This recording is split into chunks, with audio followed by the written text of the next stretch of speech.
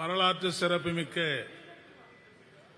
வெற்றியை கொண்டாடுகிற முறையிலேயும் டாக்டர் கலைஞர் அவர்களுடைய நூற்றாண்டு விழாவையும் நிறைவு விழாவையும் இந்த மகத்தான வெற்றியை தமிழகத்திலே மட்டுமல்ல இந்தியாவையே திருப்பி பார்க்கக்கூடிய அளவுக்கு சாதித்து காட்டியிருக்கிற நம்முடைய தமிழக முதலமைச்சர் அவர்களுக்கு நன்றி தெரிவிக்கிற வகையிலேயும் இந்த மகத்தான வெற்றிக்கு அடிநாதமாக திகழ்ந்திருக்கிற தமிழக வாக்காளர்களுக்கு நன்றி தெரிவிக்கிற இந்த முப்பெரு விழாவினை இங்கே நடத்தி கொண்டிருக்கிற தமிழகத்தினுடைய முதலமைச்சர் மரியாதைக்குரிய திராவிட முன்னேற்றக் கழக தலைவர் மாண்புமிகு மு.க. ஸ்டாலின் அவர்களுக்கும் இந்த நிகழ்ச்சியிலே வெற்றி வீரர்களாக கலந்து கொண்டு மோடியினுடைய முகத்திரையை நாடாளுமன்றத்திலே கிழிப்பதற்காக 40 பேர் இங்கிருந்து செல்லுகிற அம்புகளாக இங்கிருந்து ஈட்டி முழக்கங்களாக செல்ல இருக்கிற அன்பிற்குரிய நாடாளுமன்ற உறுப்பினர்களே, மேடையிலே அமர்ந்திருக்கிற கூட்டணி கட்சியினுடைய தோழமை கட்சி தலைவர்களே, அமைச்சர் பெருமக்களே, முன்னாள் இந்நாள் சட்டமன்ற உறுப்பினர்களே, ஒரு அலை கடலனை இங்கே அணிதிரண்டிருக்கிற அன்பிற்குரிய வாக்காளர் பெரியோர்களே, நண்பர்களே, தோழர்களே, ஊடக நண்பர்களே, உங்கள் எல்லாருக்கும் என்னுடைய முதற்கண் பணிவான வணக்கம்.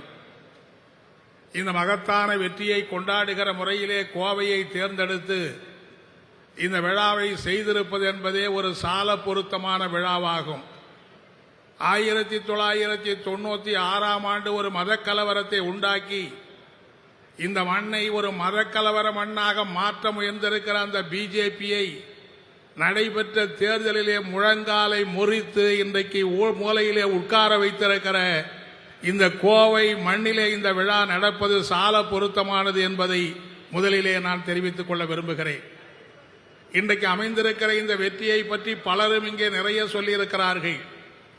இந்தியாவிலே இங்கே எனக்கு முன்னாலே பேசிய நம்முடைய இந்திய யூனியன் முஸ்லீம் லீக் தலைவர் அவர்கள், ஐயோ நாடு நம்மிடம் இல்லாமல் போய்விட்டதே, நாம் சொல்லுகிறவர் பிரதமராக வராமல் போய்விட்டாரே என்றெல்லாம் கவலைப்பட்டார்கள். அன்பு தோழர் திருமாவளவன் அவர்கள் 40 வந்துவிட்டோம், நாடு வரவில்லை என்றார்கள். கவலைப்படாதீர்கள், நிச்சயமாக நான் சொல்லுகிறேன், நம்முடைய முதலமைச்சர் கை காட்டுகிறவர் இந்த நாட்டினுடைய பிரதமராக பதவி ஏற்கிற நாள் விரைவிலே அமையும் என்கிற நம்பிக்கையோடு நாம் பணியாற்ற வேண்டும் என்று நான் கேட்டுக்கொள்கிறேன். ஏனென்றால் எதையுமே தன்னை மட்டுமே பார்க்கிற மோடி அரசாங்கத்தினாலே கூட்டணி ஆட்சியை நடத்த முடியாது. இன்றைக்கே குத்துவெட்டிலே இருக்கிற இந்த ஆட்சி எப்போது கவிரும் என்று யாரும் சொல்ல முடியாது. எனவே 40 மட்டுமல்ல, 40 நமக்கு உடனே கிடைத்து விட்டது. நாடு சற்று தாமதமாக கிடைக்கிற நிலைமை ஏற்பட்டிருக்கிறது என்பதைத்தான் நான் இங்கே குறிப்பிட்டு காட்ட விரும்புகிறேன். இந்த மகத்தான வெற்றி இன்றைக்கு தமிழ்நாட்டிலே கிடைத்திருக்கிறது என்று சொன்னால், ஏற்கனவே தலைவர்கள் சொன்னதை போல இந்தியாவிலே எத்துணை மாநிலங்கள் இருந்தாலும் 100% பாஜகவுக்கு இடமில்லை, அதனுடைய அடிவருடியாக இருக்கிற அதிமுகவுக்கு இடமில்லை. 100க்கு 100 நாம் தான் என்று சொல்லுகிற இந்த மகத்தான வெற்றி இன்றைக்கு கிடைத்திருக்கிறது என்று சொன்னால், அதை சிருஷ்டித்து காட்டிய, அதை வடிவமைத்து காட்டிய, அதை சாதித்து காட்டியிருக்கிற ஒரு மகத்தான தலைவராகத்தான் நம்முடைய மாண்புமிகு முதலமைச்சர் அவர்கள் இங்கே இருக்கிறார்கள் என்பதை நான் பெருமையோடு இந்த நேரத்திலே குறிப்பிட்டு காட்ட விரும்புகிறேன். இந்தியா கூட்டணி இன்றைக்கு மகத்தான வெற்றி பெற்றிருக்கிறது. உண்மையிலேயே நம்முடைய தேர்தல் ஆணையம் நியாயமாக செயல்பட்டிருந்தால், தேர்தல் ஆணையம் முறையாக செயல்பட்டு முறைகேடுகளை தவிர்த்திருந்தால், இன்றைக்கு மத்தியிலே இந்தியா கூட்டணி தான் ஆட்சிக்கு வந்திருக்க முடியும். அந்த ஆணையத்தினுடைய தவறு இன்றைக்கு தவறிழைத்தவர்கள் இன்றைக்கு ஆட்சியிலே அமர்ந்திருக்கிறார்கள். எனவே இவ்வளவு பெரிய மகத்தான ஒரு வெற்றி இந்தியாவிலே நமக்கு கிடைத்திருக்கிறது. இந்த வெற்றி சாதாரணமான வெற்றி அல்ல. மோடி நாடாளுமன்றத்திலே இனிமே வாலாட்ட முடியாது, நாடாளுமன்றத்திலே நினைத்ததையெல்லாம் நிறைவேற்ற முடியாது, அரசியல் சட்டத்தை திருத்த முடியாது. நான் சொல்லுகிறேன், இந்த வெற்றி என்று சொன்னால் அம்பேத்கர் உருவாக்கிய அரசியல் சாசனம் பாதுகாக்கப்பட்டிருக்கிற ஒரு மகத்தான வெற்றியை இன்றைக்கு இந்தியா பெற்றிருக்கிறது என்பதை நாம் பெருமையோடு சொல்ல வேண்டும்.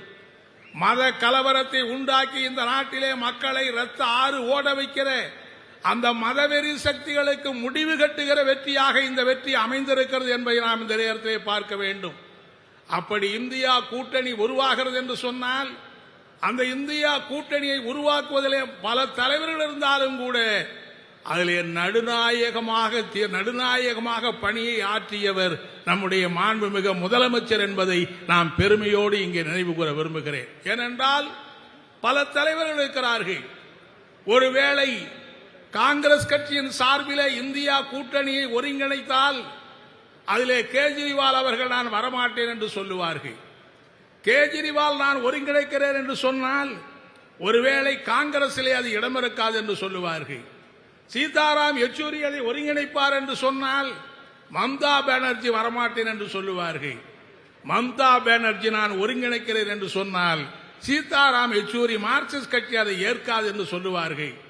இப்படிப்பட்ட முரண்பாடுகள் இருந்தாலும் எல்லாரையும் இந்தியா கூட்டணியிலே அணுகி அவர்களை எல்லாம் ஒருங்கிணைக்கிற ஒரு தலைவராக இன்றைக்கு இந்தியாவிலே பரிணமித்திருக்கிறவர் யார் என்று சொன்னால் தமிழகத்திலே இருந்து உருவாகியிருக்கிற நம்முடைய மாண்புமிகு முதலமைச்சர் என்பதை பெருமையோடு இங்கே நான் குறிப்பிட்டு காட்ட விரும்புகிறேன். எனவே அப்படிப்பட்ட ஒரு மகத்தான வெற்றியை இன்றைக்கு நாம் பெற்றிருக்கிற காட்சியைத்தான் நாம் பார்க்க முடிகிறது. சொல்ல போனால் 40க்கு 40 இதிலே 40 வெற்றியை பெற்றிருக்கிறோம் என்று சொன்னால் இதிலே எந்த கட்சி எந்த வேட்பாளர் எந்த கட்சி எந்த வேட்பாளர் என்பதல்ல பிரச்சனை. கடலூரிலே அண்ணனை வெற்றி பெற வைத்த இதே கட்சி கூட்டணி தான் தர்மபுரியிலே அவருடைய தங்கையை தோற்கடித்து வைத்திருக்கிற வெற்றியை நாம் சாதித்திருக்கிறோம். எனவே அண்ணன் தம்பி உறவுகள் அல்ல, சாதிய உறவுகள் அல்ல, மத உறவுகள் அல்ல, மத சார்பின்மை என்கிற எம்மதமும் சம்மதம் என்கிற அந்த மகத்தான கொள்கையிலே உருவாக்கி இருக்கிற இந்த கூட்டணி தான் இந்த மகத்தான சாதனையை படைத்திருக்கிறது. 40 தொகுதியிலே யார் வேட்பாளர்கள்? பல கட்சிகள் சார்பிலே வேட்பாளர் இருந்தாலும் பல சின்னங்கள் சார்பிலே வேட்பாளர் இருந்தாலும் 40 தொகுதிகளிலும் வேட்பாளராக நின்று களப்பணியிலே ஈடுபட்டவர் யார் என்றால் நம்முடைய முதலமைச்சர் தான் நேரடியான வேட்பாளராக நின்றார்கள். அமைச்சர்கள் எல்லாம் என்ன அமைச்சர்களாக வேலை செய்தார்கள்? ஒரு அடிமட்ட தொண்டர்களை போல இந்த 1 மாத காலம் பணியாற்றிய அந்த மகத்தான வெற்றி. இங்கே கூட சொன்னார்கள், கோயம்புத்தூரிலே நாங்கள் வெற்றி பெற்றிருந்தோம், அந்த தொகுதி எங்களுக்கு வேண்டும் என்று கேட்டோம், முதலமைச்சர் எங்களை அழைத்தார், இல்லை வேண்டாம் கோயம்புத்தூர் உங்களுக்கு வேண்டாம், நீங்கள் வேறு தொகுதி எடுத்துக்கொள்ளுங்கள், திண்டுக்கல்லை எடுத்துக்கொள்ளுங்கள் என்று சொன்னார்கள். நாங்கள் சற்று தயங்கியது உண்மை. பாரம்பரியமாக நாங்கள் இருக்கிற தொகுதியாகிட்டே ஏறக்குறைய 15 தொகுதி தேர்தலிலே நாங்கள் போட்டியிட்டு இருக்கிறோமே, இது வேண்டும் என்று கேட்டோம். அதெல்லாம் உண்மைதான். இப்போது அங்கே மாறுபட்ட நிலைமை இருக்கிற காரணத்தினாலே அண்ணாமலை என்கிற அந்த அருவருக்க சக்தி அங்கே வருகிற போது அதை ஆணி வேரை அறுக்கிற காரியம் என்று சொன்னால் அதை நாங்கள் தான் செய்ய முடியும் என்று சொன்னார்கள். உங்களுக்கு நாங்கள் வெற்றி பெறுகிற தொகுதியை தருகிறோம் என்று சொன்னார்கள். திண்டுக்கல்லை எடுத்துக் கொள்ளுங்கள் என்றார். 2 அமைச்சர்கள் மரியாதைக்குரிய ஐபி அவர்களையும் மரியாதைக்குரிய சக்கரபாணி அவர்களையும் அழைத்து இந்த தொகுதியை வெற்றி பெற்று என் கையிலே ஒப்படைக்க வேண்டியது உங்களுடைய கடமை என்று சொன்னார். அதை போல தமிழ்நாட்டிலே 3வது அதிகப்படியான வாக்குகள் வித்தியாசத்திலே 4,30,000 வாக்குகள் வித்தியாசத்திலே வெற்றி பெற்று அந்த வெற்றி கனியை கொண்டு வந்து சருகிற அப்படிப்பட்ட பணி அவர். மோடியின் கூட்டம் அல்ல, மோடிக்கு அடிவரடியாக இருக்கிற அண்ணாமலை இருந்தாலும் சரி, இனிமேல் உங்களுக்கு தமிழ்நாட்டிலே இடமில்லை என்று உங்கள் முகத்திலே மக்கள் ஓங்கி அறைந்திருக்கிற ஒரு தேர்தல் முடிவுதான் இந்த முடிவு என்பதை நீங்கள் மறந்துவிட முடியுமா? எடப்பாடியார் இன்றைக்கு அந்த விக்கிரவாண்டி தேர்தலை புறக்கணிப்பதாக அறிவித்திருக்கிறார். மக்கள் ஏற்கனவே அவரை புறக்கணிச்சிட்டாங்க, மக்கள் ஏற்கனவே அவரை ஓரங்கட்டி விட்டார்கள். இனிமேல் அவர் புறக்கணிக்கிற வேலையை மட்டும்தான் செய்ய முடியும் என்கிற அப்படிப்பட்ட நிலைமை என்பதுதான் இன்றைக்கு இருக்கிறது என்பதை நாம் இன்றைக்கு தெரிவித்துக் கொள்ள விரும்புகிறோம். தமிழ்நாட்டு மக்கள் உண்மையிலேயே நான் பாராட்ட விரும்புகிறேன். இந்திய நாட்டு மக்களே ஒரு வரலாற்று சரித்திரத்தை படைத்திருக்கிறார்கள். ஆனால் தமிழ்நாட்டு மக்கள் எத்தனை ஆசாபாசங்கள், எத்தனை முறை படையெடுக்கிறது, எவ்வளவு மதவெறியை உண்டாக்குவது, எவ்வளவு சாதி வெறியை உண்டாக்குவது, எவ்வளவு சாதிய அணி சேர்க்கை. இந்த சாதிய அணி சேர்க்கை, மத அணி சேர்க்கைக்கெல்லாம் தமிழ்நாடு இடமளிக்காது என்கிற முறையிலே ஒத்த குரலிலே தமிழ்நாட்டு மக்கள் இன்றைக்கு மதசார்பற்ற முற்போக்கு கூட்டணி இந்தியா கூட்டணிக்கு வெற்றியளித்திருக்கிறார் என்று சொன்னால் தமிழ்நாட்டு மக்கள் உண்மையிலேயே பாராட்டப்பட வேண்டியவர்கள். இன்றைக்கு இந்தியாவுக்கு தமிழ்நாடு வழிகாட்டுகிற மாநிலமாக, இந்திய மாநிலங்களுக்கெல்லாம் தமிழ்நாடு வழிகாட்டுகிற மாநிலங்களாக இன்றைக்கு அமைந்திருக்கிறது என்பதைத்தான் நாம் பார்க்க விரும்புகிறோம்.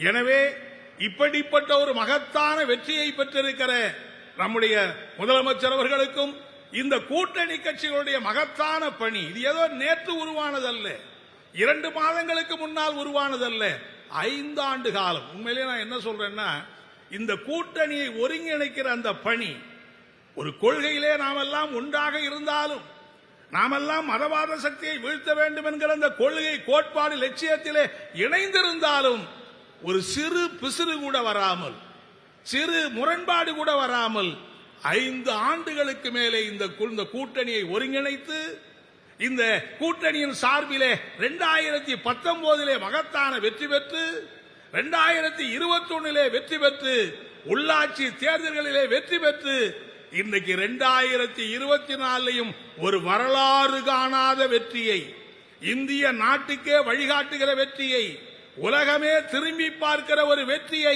இன்றைக்கு பெற்றிருக்கிறார் என்று சொன்னால் அது இந்த கூட்டணியை ஒருங்கிணைத்திருக்கிற நம்முடைய தலைவர் மாண்புமிகு முதலமைச்சர் அவருடைய வியூகம், அவருடைய சிந்தனை, அவருடைய கடுமையான உழைப்பு எல்லாம் சேர்ந்துதான் இன்றைக்கு இப்படிப்பட்ட மகத்தான வெற்றியை பெற்றிருக்கிறோம்.